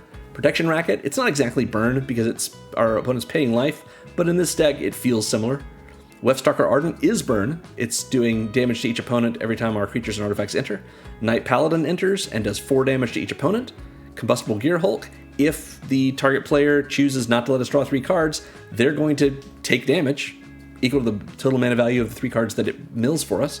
And Imskir, of course, has that ability that we can use to burn our opponents as well. We also have Oni Cult Anvil.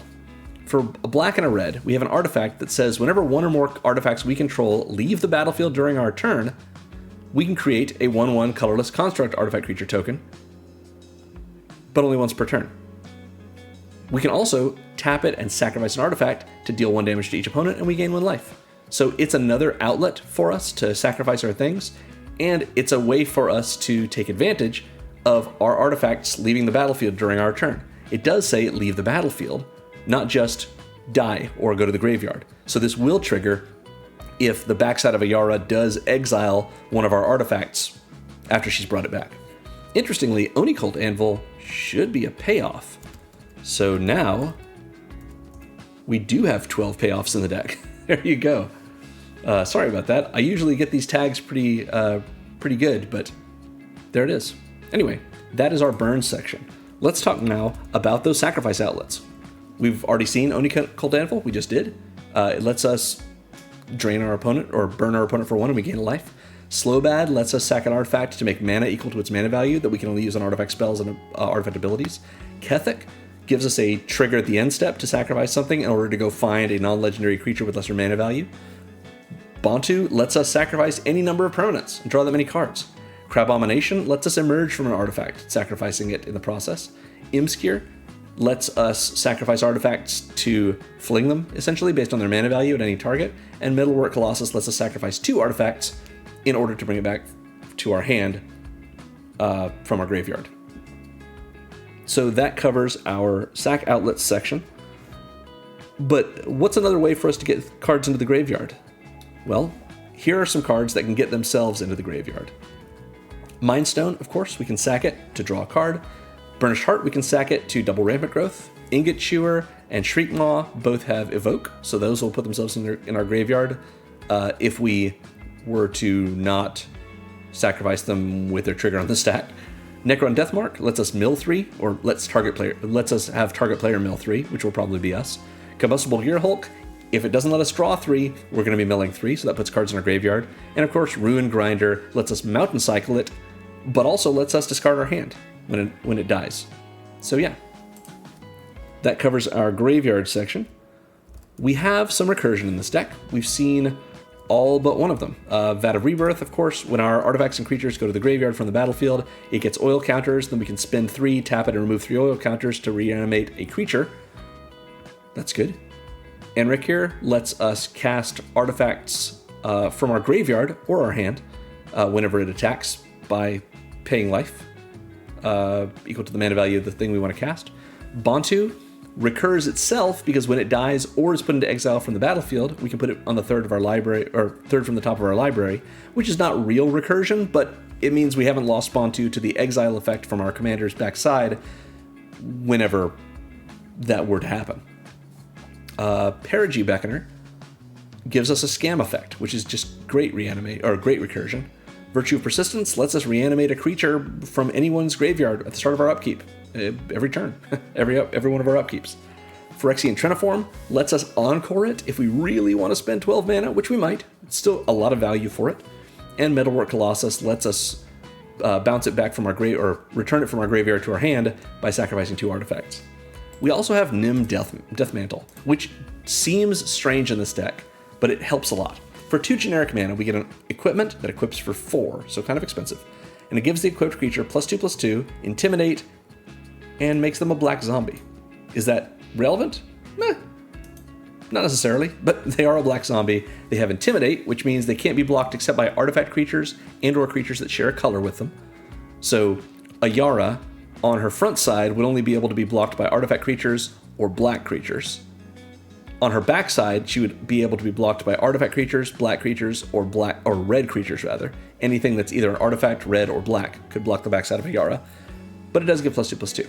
However, whenever a non-token creature is put into your graveyard from the battlefield, you may pay 4 generic mana. If you do, return that card to the battlefield and attach the Deathmantle to it. This is why it's in the deck. So if Ayara dies with her backside face up or her front side face up, doesn't matter, while the Deathmantle's in play, this will trigger. We can pay 4, which is no matter what, I mean, assuming we don't have other weird cost reductions from our opponents, cheaper than paying for the front side of Ayara with 1 instance of commander tax, because that would be a total of 5. We can just pay 4. Nim Deathmantle will bring Ayara back and attach itself to her. So Ayara will come back with her front side face up. We do have to transform her again if we want to, but that's totally fine. This will work on every non-token creature. So if we have a big creature like a Metalwork Colossus and we sacrifice it to Ayara, we can then pay 4 and bring that Colossus right back with the Deathmantle on it. This is terrific in this deck. Really like it. That covers our recursion section. We have a little bit of protection. Here we go. We've seen Glowin. Glowin gives us protection in the form of letting us sacrifice treasures to goad creatures. That means we pick a creature that we just don't want to attack us, and it won't. It can't. Ancient Stone Idol, I mean, assuming there are other players for them to attack. Ancient Stone Idol is protective because we can flash it in for cheaper when we're being attacked by a lot of things, and we have a nice blocker. Not superlative protection, but it's a big creature we can use in other ways. But we also are running the Swifties. Swiftfoot Boots is 2 generic mana for an equipment that equips for 1 and gives the equipped creature hexproof and haste. Haste, not irrelevant for our commander, as we've discussed. Equips for only 1, very simple. And hexproof, so that our commander's not getting removed when we really want to be able to get that trigger from her backside. Pretty good. The final section for our spells is our tokens. I just want to go over the fact that we have a lot of ways to make them.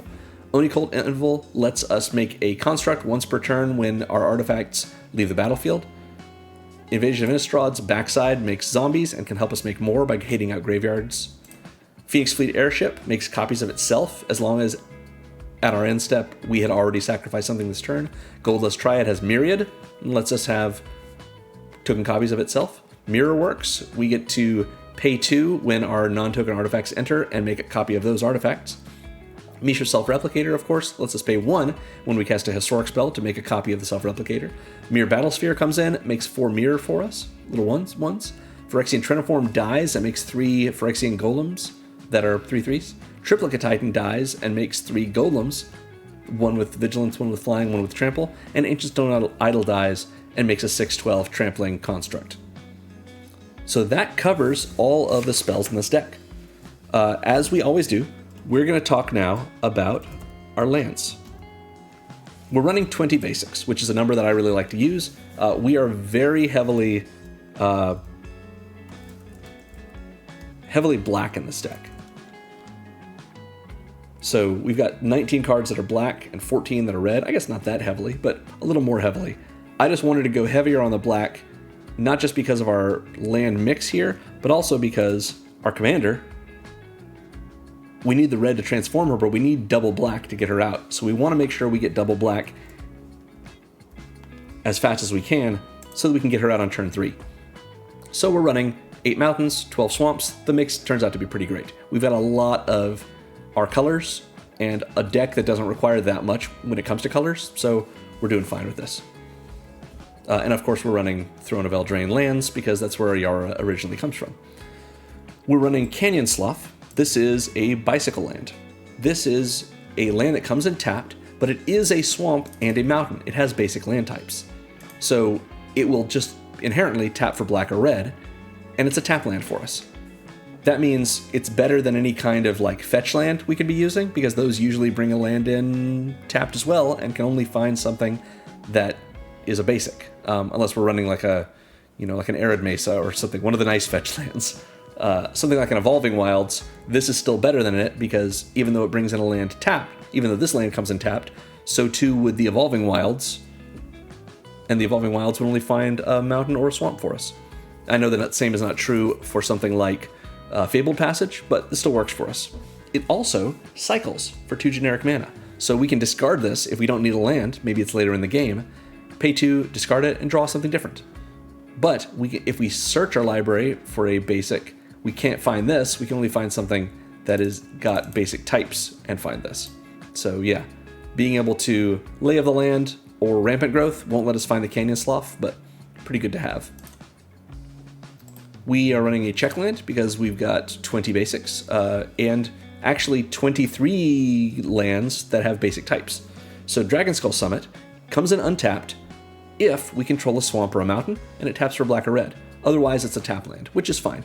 Fine for it to come in tapped, but if we had the Canyon Slough in play, for example, that is a swamp and a mountain, so it would help the Dragonskull Summit come in untapped, or any of our 20 basics, or any of the other 2 cards we have that are swamps and or mountains. If you were to want to, you could upgrade the Dragonskull Summit, upgrade quote-unquote, to a Haunted Ridge. It's a slow land. It's more likely to come in untapped, marginally so, but it also costs a lot more. So yeah. Next we have 2 filter lands. Shadowblood Ridge is first. It comes in untapped, and if we pay 1 into it and tap it, we make a black and a red. This is the same thing as our Rakdos Signet we saw before, and everything I said about that also applies here. Pretty nice to be able to have a land that fixes our mana, even though we have to pay a little mana into it to make it work. We're also running Graven Cairns. This is an untapped land that taps for colorless, but we can also pay black or red into it and tap it to make 2 black, 2 red, or 1 of each. So very powerful, comes in untapped, does tap for mana without needing to have mana put into it, and I would say it's strictly better, except for the fact that Shadowblood Ridge can make us a black and a red if we put a generic mana into it. Graven Cairns cannot produce colored mana unless we have colored mana to put into it. We can't put generic in here. Unlikely to be the case. Usually we're going to have some colored mana to be able to put into this, so this is very, very good. That's why it's a couple of dollars versus this being 20 cents. But we're running both because we want to be able to get any kind of fixing we can in our deck. So we've got these 4 fixing lands. Of course we're running Command Tower. Comes in untapped, taps for 1 mana of any color in our commander's color identity, which is to say it's like Arcane Signet, if you want to think of it that way. So it's an untapped duel for us. It taps for red or black. That's what we want to have. Tainted Peak is next. I really like the Tainted lands. I don't run them that often, but I think I'm going to start.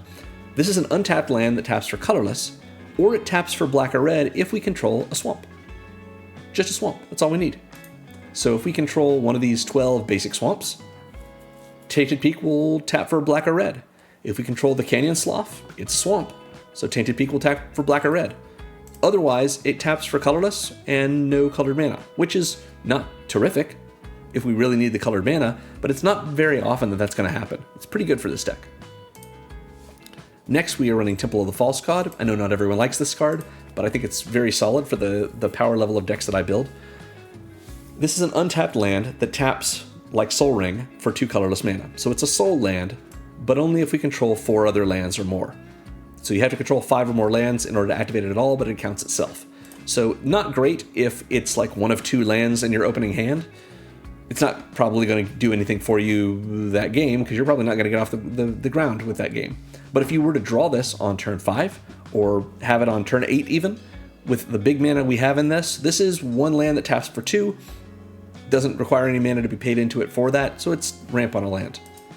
The same is true of Myriad Landscape. This comes in tapped and taps for colorless, but we can pay 2, tap, and sack it to search our library for up to 2 basic land cards that share a land type, which is to say 2 swamps or 2 mountains in this deck. We then put them on the battlefield tapped and shuffle. So this comes in tapped, and it only taps for colorless. But even though it comes in tapped, and even though we have to pay into it and sacrifice it, and even though the lands it brings in are tapped, this is 1 land drop we made, and we got 2 lands in play. Probably 2 swamps, maybe 2 mountains. So it's ramp, albeit very slow. Worth having in our deck, though. 4 different special kinds of lands. Sulphurous Springs is a pain land. It is the same as the Talisman we saw earlier. Comes in untapped, taps for colorless, or it taps for black or red if we're willing to let it do damage to us. Everything I said before applies here too. Yeah, we want that to happen. It's worth it.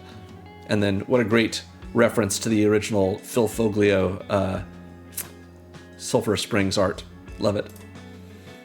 I really like the pathways, so we're running Blightstep Pathway. This is a land that comes in untapped, it taps for black, but if we want, we can play it on its backside, and it comes in a Seer Step Pathway, which is untapped and taps for red.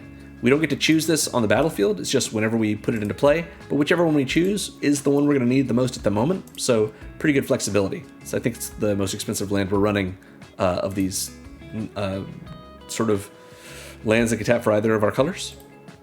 I haven't run these very much, but this is a reveal land. Foreboding Runes taps for black or red, and it says, as it enters, we may reveal a swamp or mountain from our hand, and if we don't, this enters tapped. So that means if we have a swamp or mountain card in our hand when we play this, it comes in untapped. Otherwise, it's going to come in as a tapped dual land, and that's still fine. But we've got 23 cards that are swamps and or mountains, so that, yeah, pretty sweet. Yeah. Next, we have Temple of Malice. It's a scry land. Definitely comes in tapped, but when it does, we get to scry one. So free selection for us, which is pretty nice. And of course, it taps for black or red. If we wanted to upgrade this, we could definitely upgrade it to something like, or I guess the only thing we could upgrade it to would be Raucous Theater, which is a surveil land. Better for our graveyard, gives us the same kind of selection, but also more than $10 versus our 17-cent temple. Next, we have Smoldering Marsh. This is a Tango land. It is a swamp and a mountain, just like that Canyon Slough, and it comes in tapped unless we control 2 more basic lands. So this looks like the check land, or it looks a lot like those slow lands that I was mentioning before, but slow lands come in tapped unless you control 2 or more lands. Smoldering Marsh requires you to control 2 or more basic lands, not basic land types. So either we have to have 2 swamps, 2 mountains, or 1 of each, at least, in play for the marsh to come in untapped, but that's not hard to do in this deck. And so getting this as an untapped dual land, not out of the realm of possibility. Something that might be an upgrade for this, just like might be an upgrade to our filter lands if we wanted to do that, would be a Blood Crypt, which is a shock land. So yeah, pretty nice. You could also consider Blood Crypt an upgrade to the Sulphur Springs, because even though Sulphur Springs always comes in untapped, Blood Crypt only does this damage once, so that's a possibility too. It would probably be an upgrade to most of our dual lands here. Finally, we've got these 5 utility lands. we are running Castle Lochthwain for multiple reasons. It comes in tapped unless we control a swamp, and it taps for black. And if we pay 1 and double black and tap it, we can draw a card, and then we lose life equal to the number of cards in our hand, which can be a few life, and that's totally worth it. Because we're going to have plenty of life thanks to Ayara, not a big deal. In addition, this is Castle Lochthwain, which is where Ayara ruled from. It's a really cool sort of floating castle in Eldraine. It's been destroyed since. It's like crashed thanks to the Phyrexians. But yeah, really cool, good for flavor, and good for card advantage.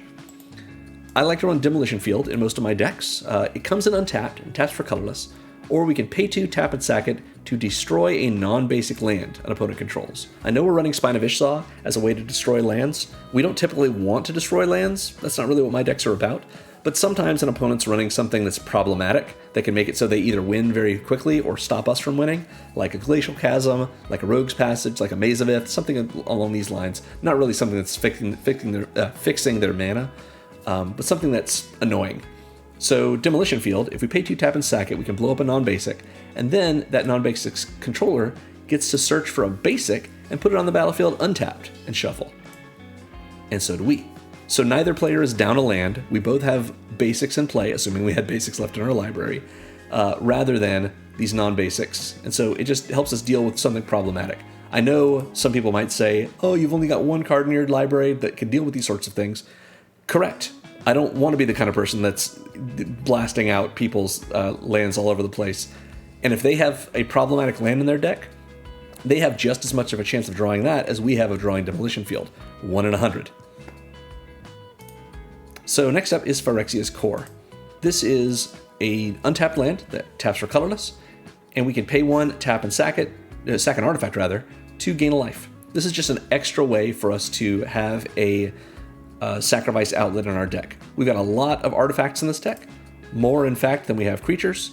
So being able to have one way that we might want to be able to sacrifice our artifacts rather than them going to exile when we've reanimated them with the backside of our commander is pretty nice. I did not put High Market into this deck, but High Market is the same card. It just says sacrifice a creature rather than artifact. You could certainly put another one of those in, put that in here if you'd like.